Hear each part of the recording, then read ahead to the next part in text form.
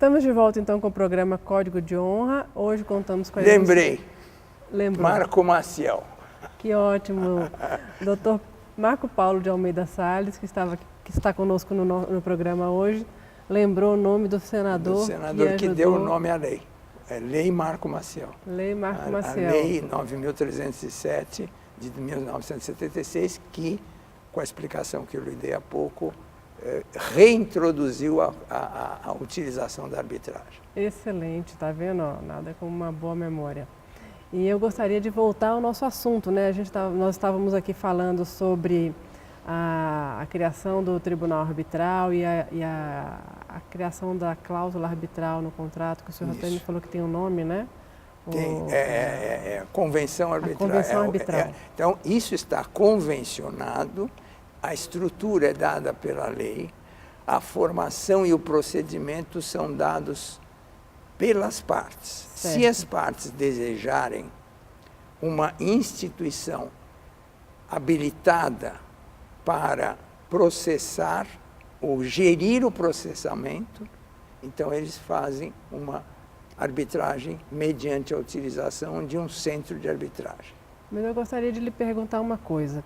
Suponhamos que as partes tenham definido nessa convenção arbitral que será feita a convenção arbitral por uma determinada câmara arbitral e no momento em que for necessário essa arbitragem, essa convenção não for, essa câmara arbitral não for instituída ou não quiserem mais essa câmara arbitral, como que fica? Se eles não quiserem mais a Câmara Arbitral, consensualmente eles podem mudar a Câmara, podem até tirar a Câmara, faz o que se chama uma arbitragem ad hoc, se constitui uma organizaçãozinha, vamos dizer assim, que tem as regras de dar atendimento àquela arbitragem. Por isso, é uma arbitragem ad hoc, ou seja, específica, estruturada e que vai gerir exclusivamente esta arbitragem, termina com a sentença. Perfeito. E outra pergunta seria, quando feita a arbitragem, terminada a arbitragem, feita a decisão pelo juízo arbitral, e a parte ou uma das partes descumpre o que está decidido pelo juízo arbitral, quais são as penalidades? Essa é outra das novidades da nova lei que viabilizou a utilização feérica que nós estamos fazendo agora, porque está bastante desenvolvido. É engraçado, a hora que a América do Sul aumentou a sua presença com instituições arbitrais, o mundo todo começou a olhar para o lado de cá, porque nós demonstramos uma capacidade muito rápida e a demonstramos sul-americanamente, não é só brasileiro. Nós temos o Chile, por exemplo, que tem um procedimento arbitral bastante desenvolvido. Então, isso é possível porque, pela nova lei, esta do Marco Maciel, pela nova lei, nós podemos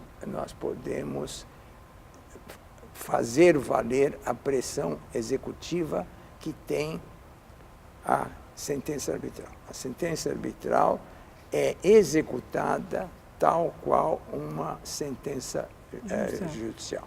Ela se transforma num título executivo. Um título executivo que se dirige ao Poder Judiciário imediatamente depois de não cumprida a decisão judicial. Porque hoje a execução começa após o descumprimento da execução, na medida em que a sentença ou condena ou a lei supre. O período de endividamento é o mesmo, quer dizer, é aquele das sentenças judiciais. E hoje o senhor consegue nos dar uma noção de qual a quantidade ou percentual de contratos que são feitos mediante convenções arbitrais? Não, é impossível fazer esse cálculo, porque isto é um desejo estruturado de duas maneiras. Ou no momento da constituição da assinatura do contrato, vai ficar bem marcado, que já se institui a arbitragem como solução de controvérsias que pendam sobre as partes, sendo de natureza patrimonial, em patrimônio disponível e dentro da disponibilidade patrimonial. E eu gostaria de saber, até porque o público do nosso programa pode, de repente, ficar está nos perguntando, né? Mas eles estão falando de arbitragem, mas e a mediação, a conciliação, que também tanto se fala, né? Qual que é a diferença entre a arbitragem, a mediação e a conciliação? Quando que eu uso a arbitragem, quando que eu uso a mediação, quando que eu uso a conciliação? Só a arbitragem é dotada de uma decisão executável. Entendi. Ou exequível. Quer dizer, o fato que eu acabei de lhe contar de que a sentença arbitral é executada pela via judicial, num processo de execução dentro da sua apresentação ao Poder Judiciário como um título executivo. Tanto que eu reputo de muita importância a liquidação da sentença arbitral, de preferência, na minha visão, pelo próprio tribunal. É muito mais fácil eu terminar.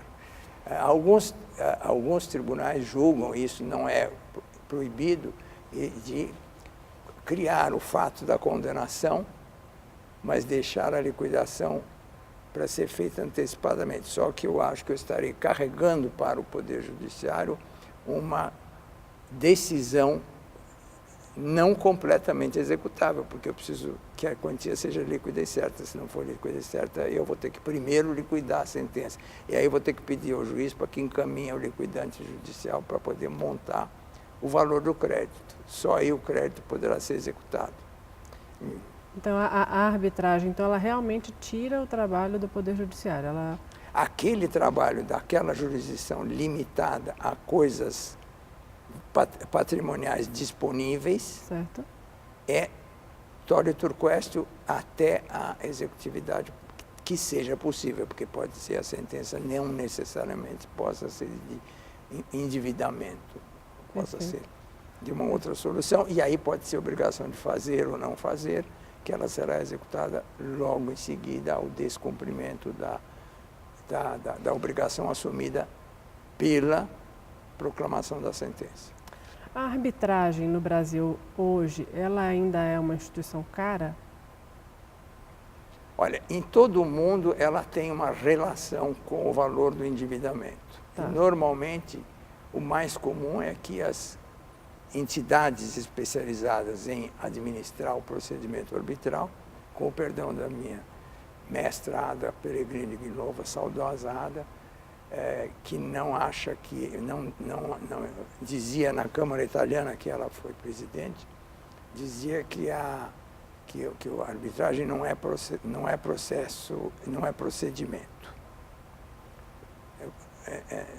Ressalvada essa posição bastante relembrada da professora Ada, nós consideramos as entidades, as instituições especializadas na prestação do serviço que substitui o cartório. A nossa secretaria processa ou acompanha o procedimento.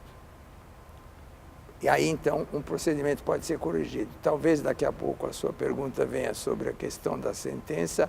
Ela tem alguns casos tipificados de condições para a sua anulabilidade ou nulidade, dependendo da utilização não tão perfeita quanto devia ser possível, e isso pode conduzir a uma discussão judicial em algumas circunstâncias. Mas as circunstâncias têm as exigências próprias da sua regência legal. Então, a Câmara ela cobra um percentual?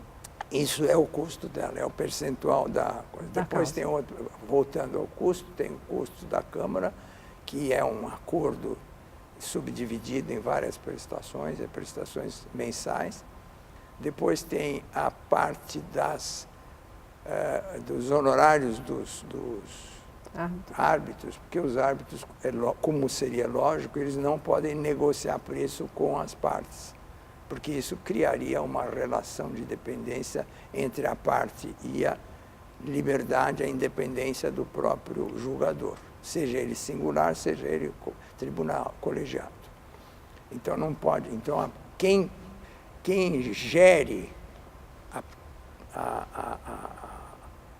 a precaução de ter depositado antecipadamente os dois trabalhos mais comumente que ocorrem numa arbitragem. Uma é a instauração da arbitragem e o custo dos árbitros é pré-determinado e pré-depositado.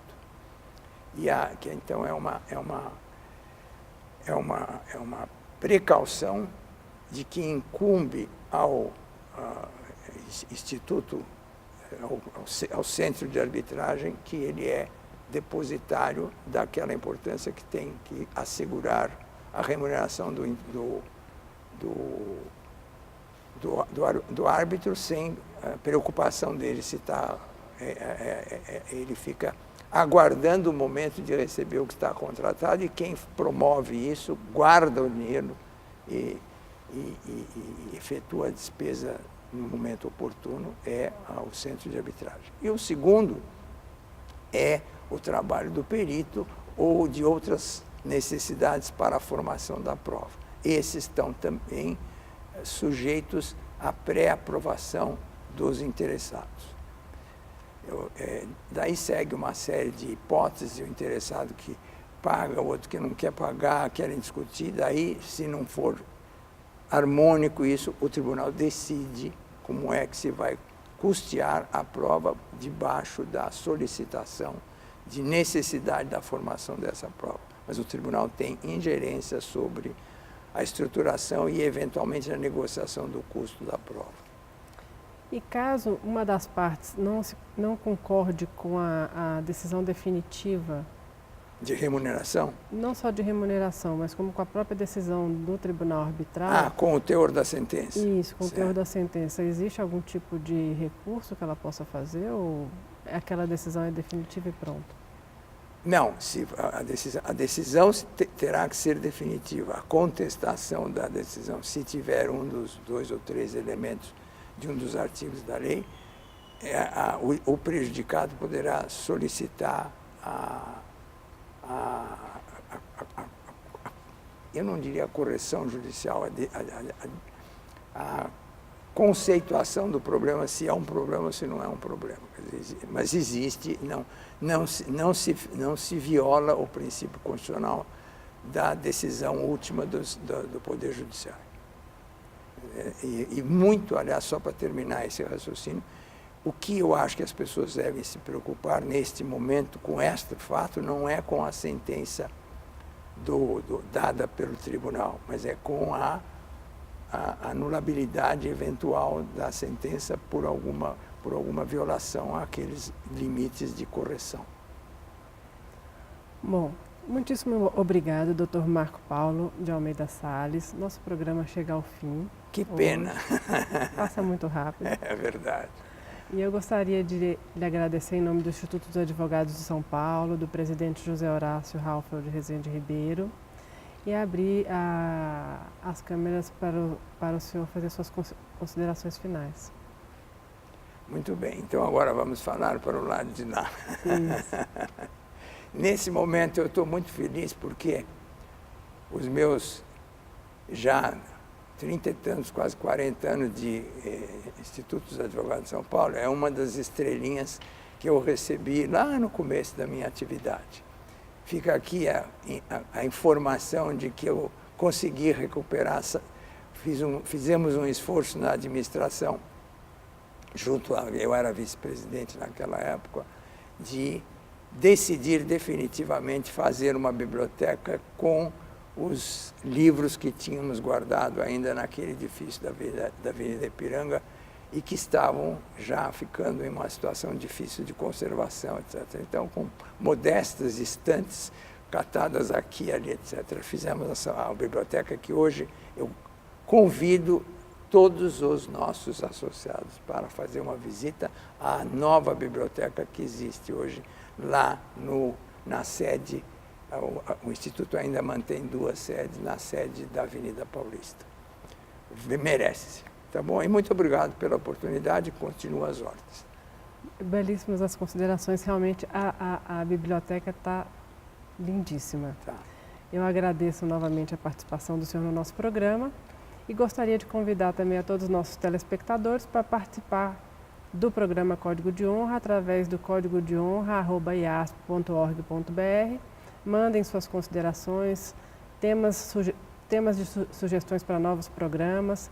Nós temos diversos associados, cada um especializado em uma área de atuação, e nós traremos aqui as pessoas para responderem e para serem questionadas sobre os temas dos seus interesses.